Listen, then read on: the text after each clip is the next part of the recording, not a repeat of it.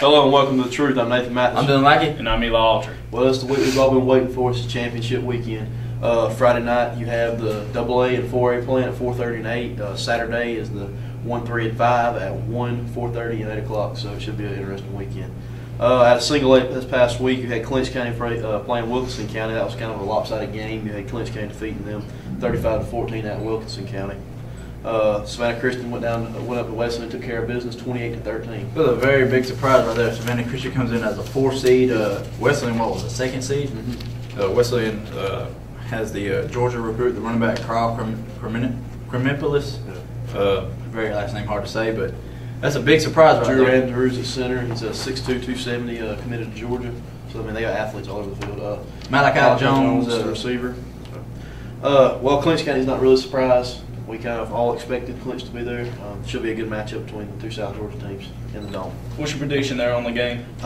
You know, I like Clinch. I think they've got athletes all over the field, but you can't go wrong with Savannah Christian. They run that option, very disciplined team. So you just have to watch them play. It's amazing. I've got Clinch County picked, but I'm pulling for Savannah Christian, and I think they could possibly pull it out. Yeah, they made it last year actually. Mm-hmm. They lost to Wilkinson County in a Wilcox County in a tight game. So, what you got for AA? Well, kind of the surprise for everyone. Calhoun beat Carver Columbus 27-14. I kind of called that game. I had been saying that they're going to win all week, but I'm glad they did. And of course, Buford played Lovett. First time they played them, beat them like 48-10. This time, 48-10. They beat them 37-14 in the first game of the season. was that last year? No, Did they beat them? I'm saying earlier in the year. Yeah. I'm saying like last year they beat them 48-10 or something. Yeah, it was okay. And this time they pretty much took care of business again. It was 53-13. So of course, for 3 straight years, it has been Calhoun and Buford in the state championship. Buford's trying to go for a 4-peat. Can Calhoun break it, Nate? You know, if there was any year that they could, I think it would be this year. I think Calhoun's got the athletes. They kind of slid under the radar with all the talk being Carver and Buford. Everybody was like, Carver, Buford. They're going to be in the state championship. You're going to see this matchup again. Well, in my opinion, I thought it was going to be. Calhoun kind of slid under the radar at 10-0. And, I mean, if you look at the past playoff, you look at all the playoff games they've played, all of the games have been lopsided. So, I mean, they really took care of business. And actually, a funny thing, Coach Lamb was, and he talked about that not too long ago, said that everyone around Calhoun, the whole Calhoun area, Pepperell and all that, said that Calhoun wouldn't even make it back to the state playoffs this year. I don't know why in God's green earth would they say that. I know. I mean, they don't really play the strongest region up there. I mean, you've got Pepperell's a decent team every year. They make the playoffs, but I mean, other than that, you don't really have anybody challenging Calhoun up there. I mean, their non-region games are a 4A Dalton. They play Cartersville, AAA. I mean, it's they play better competition in their non-region schedule. So as you said, for 3 straight years they have played each other, Buford versus Calhoun, and for 3 straight years Buford will beat Calhoun for state championship. I believe so. I do believe Buford's going to pull this one out, but like I said, if there was any year for Calhoun to be able to beat them, I think it would be this year.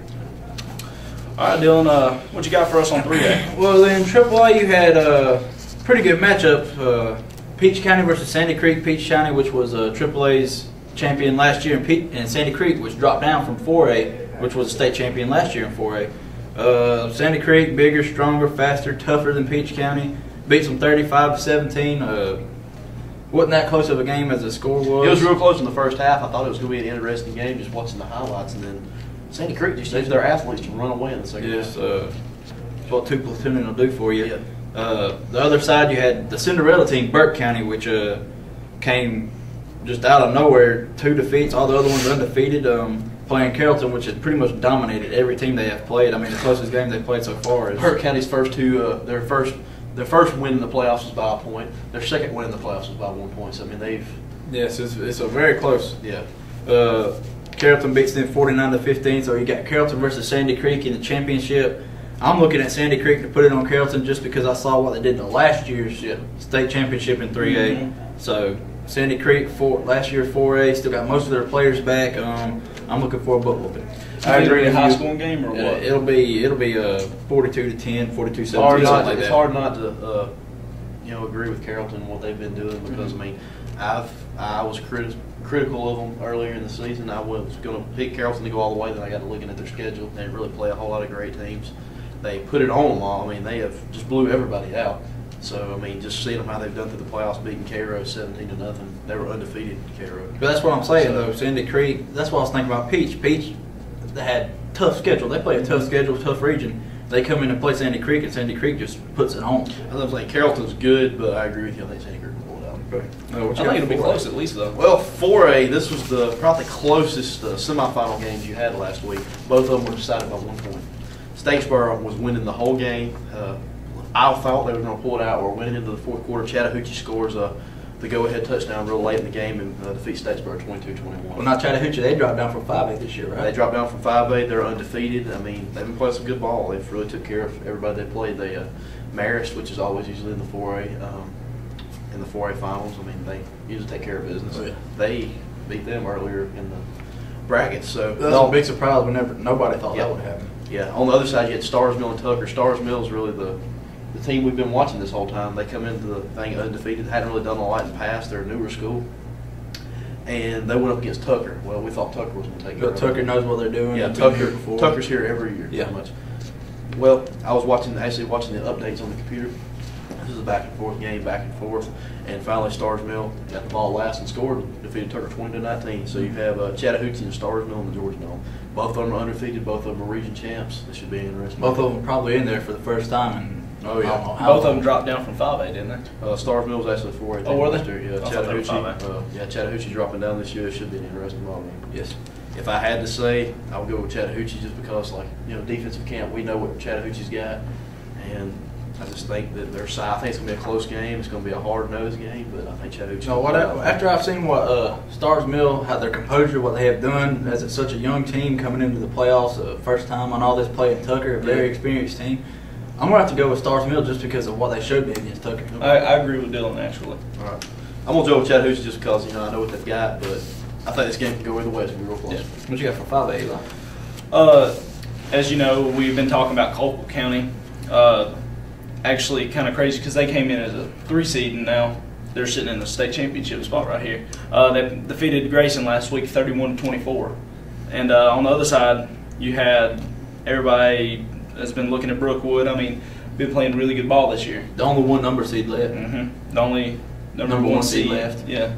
And Collins Hill, I kind of thought that was going to be a pretty close game, but it was. I actually watched that game on TV last week. Collins Hill, as you know, throws the ball 50+ times a game. They're a spread offense.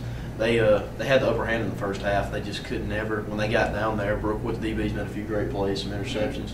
Got some turnovers late. It was 7-3 at halftime, and I mean, they had a chance to go up by 2 or 3 scores, but they just couldn't ever capitalize on them, and that allowed Brookwood's speed to overwhelm them in the second half.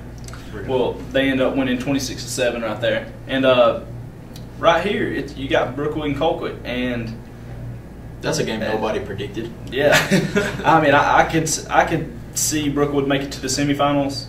I mean, not the quarterfinals.